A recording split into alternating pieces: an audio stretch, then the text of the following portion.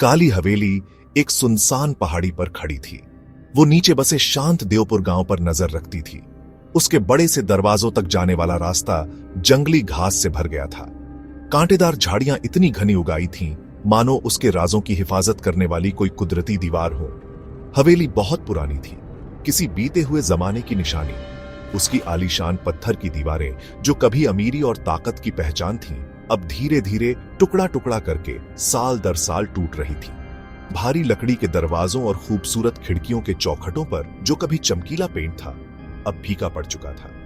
वो बड़ी बड़ी पपड़ियों में उखड़ रहा था और उसके नीचे की पुरानी भूरी लकड़ी नजर आ रही थी, जो कई भयानक बरसातों की गवाह थी।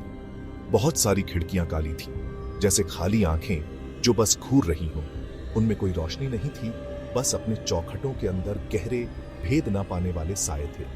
गांव वाले काली हवेली के बारे में दबी आवाज में बात करते थे। वो उसे दुखों का घर कहते थे।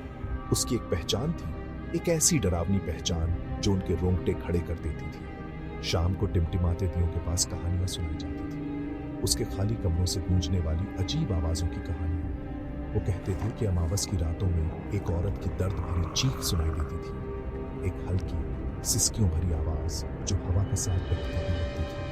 कुछ ने तो एक सफेद साया देखने का भी दावा किया था, जो बस एक पल के लिए दिखता था। एक साया जो एक पल के लिए किसी अंधेरी खिड़की के पास नजर आता और फिर धुएं की तरह गायब हो जाता। उस पुरानी हवेली में कई राज दफन थे और उनमें से कोई भी पूछा नहीं था। देवपुर से कोई भी काली हवेली के पास जाने की हिम्मत नहीं करता था, खासकर सूरज डूबने के बाद दोपहर। जैसे ही शाम ढलती, हवेली के चारों ओर एक अजीब सी खामोशी छा जाती थी, एक ऐसी खामोशी जो किसी भी आवाज से ज्यादा भारी थी। गांव के बड़े बुजुर्ग बच्चों को दूर रहने की चेतावनी देते थे। वो कहते थे कि हवेली के आसपास की हवा भी उदासी और पुरानी गम से भरी हुई थी। उनका मानना था कि उसके सुनसान कमरों में बेचैन आत्माएं भटकती हैं, ऐसी आत्माएं जो जिंदा लोगों से परेशान नहीं होना चाहती थी। गांव के सबसे बहादुर आदमी भी अगर उनका रास्ता हवेली के साए के पास से गुजरता तो अपनी चाल तेज कर लेते थे। सबसे ज्यादा जो कहानी सुनाई जाती थी वो एक जवान औरत की थी। उसका नाम बहुत साल पहले उस हवेली में रहती थी। कहते हैं वो बहुत खूबसूरत थी, उसकी आंखें हिरनी जैसी थी, लेकिन उसकी जिंदगी का अंत मेरी दीवारों के अंदर एक ट्रेजेडी में हुआ था।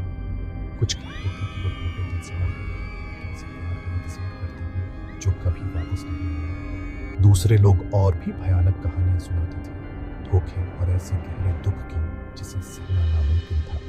उनका मानना था कि उसकी आत्मा अब भी वहीं फंसी हुई है, हमेशा के लिए अपनी बदकिस्मती की जगह से बंधी हुई, जिसे ना तो शांति मिल रही थी और ना ही वो दूसरी दुनिया में जा पा रही थी। डर के माहौल वाले इस गांव में अजय आया। वो शहर का एक नौजवान लड़का था जो अपने चाचा से मिलने आया था। अजय पढ़ा लिखा था, उसकी सोच मॉडर्न थी। उसने कई किताबें और साइंस जर्नल्स पढ़े थे। वो लॉजिक और रीजन में यकीन रखता था, भूतों की पुरानी कहानियों में नहीं। काली हवेली की कहानियां उसे बहुत मजेदार लगती थी। वो गांव वालों की बातें सुनता और उसके होठों पर एक मुस्कान रहती थी। उसे लगता था कि उनका डर अंधविश्वास और उस पुरानी बिल्डिंग के अंधेरे की वजह से था। उसने उनसे कहा कि भूत बस मन का वहम होते हैं, परछाई और दिमाग के खेल के सिवा कुछ नहीं। भूत? अजय हंसता, ऐसी कोई चीज नहीं होती। उसे यकीन करना मुश्किल लगता था कि बड़े बड़े मर्द और औरतें एक खाली घर से डर सकते हैं। वो हवेली को डर की जगह नहीं, बल्कि एक आर्किटेक्चरल मार्वल समझता था। एक खूबसूरत पुरानी इमारत जिसे दुख की बात है कि नजरअंदाज कर दिया गया था। उसे लगता था कि ये कहानियां बस बच्चों को उस खतरनाक टूटती हुई बिल्डिंग से दूर रखने का एक तरीका है। जब लोग उस औरत की आत्मा की बात करते थे तो उनकी आंखों में असली डर उसे समझ नहीं आता था। उसे यकीन था कि वो जो कुछ भी देखने या सुनने का दावा करते थे, उसका कोई ना कोई सिंपल एक्सप्लेनेशन जरूर होगा। एक शाम गांव के कुछ नौजवानों के साथ बैठकर अजय ने एक बड़ी बात कह दी।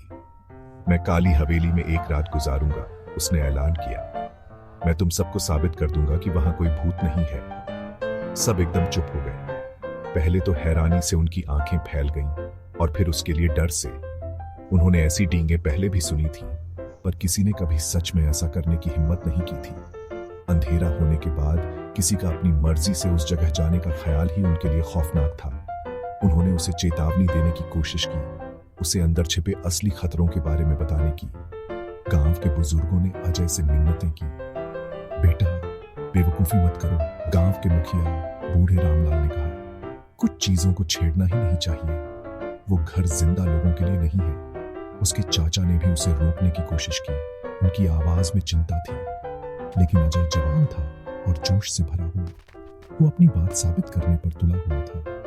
वो इसे अपनी मॉडर्न सोच के लिए एक चैलेंज की तरह देख रहा था।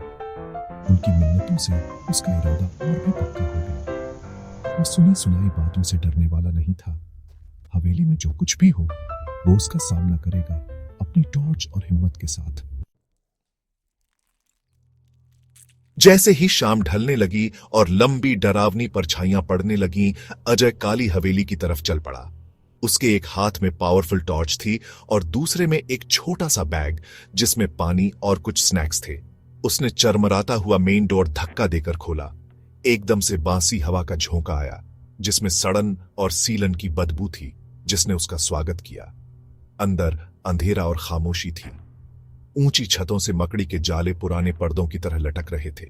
हर चीज पर धूल की मोटी परत जमी थी, जैसे कोई कफन हो। वो बड़े बड़े खाली कमरों से गुजरा।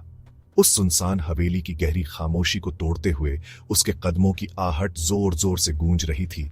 वहीं अकेली आवाज थी। उसे ग्राउंड फ्लोर पर एक कमरा मिला जो थोड़ा ठीक ठाक था। उसने रात वहीं गुजारने का फैसला किया। उसने एक छोटी सी चटाई बिछाई और बैठ गया। उसकी टॉर्च की रोशनी अंधेरे को चीर रही थी। पहले कुछ घंटों तक कुछ नहीं हुआ। अजय को थोड़ी निराशा सी होने लगी थी। उसे लगा शायद गांव वालों ने सब कुछ बढ़ा चढ़ाकर बताया था। फिर जैसे जैसे रात गहरी होती गई, अजीब आवाजें आने लगी। ऊपर वाले फ्लोर से हल्की चरमराने की आवाज, जैसे कोई धीरे धीरे चल रहा हो। एक धीमी सी फुसफुसाहट, जैसे कोई आह भर रहा हो, जो दीवारों से ही आती लग रही थी। उसने खुद को समझाया कि यह बस पुराना घर है जो अपनी जगह बना रहा है, या हवा का खेल है। अचानक कमरे में एक ठंडी हवा का झोंका आया, जबकि खिड़कियां बंद थीं। उसकी बैकअप कैंडल की लौ जोर जोर से हिलने लगी। अजय को अपनी स्किन पर चुभन सी महसूस हुई। हवा भारी हो गई, सांस लेना मुश्किल हो गया। फिर उसने भी सुना,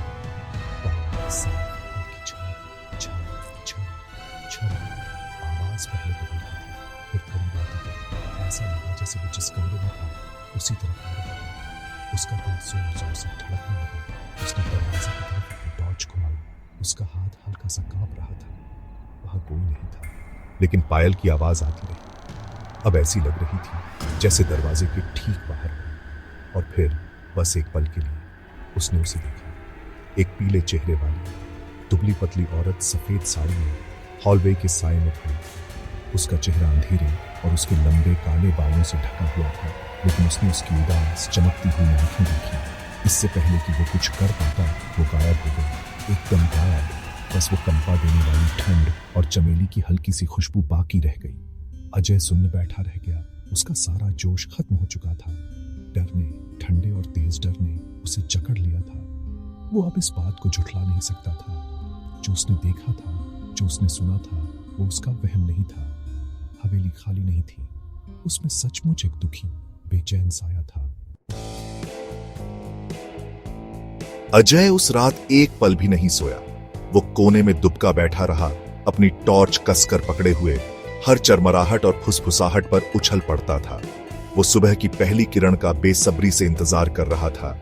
जैसे ही सुबह की हल्की धूप गंदी खिड़कियों से अंदर आई, वो झट से खड़ा हो गया। उसने पीछे मुड़कर नहीं देखा। वो काली हवेली से जितनी तेज भाग सकता था, भागा।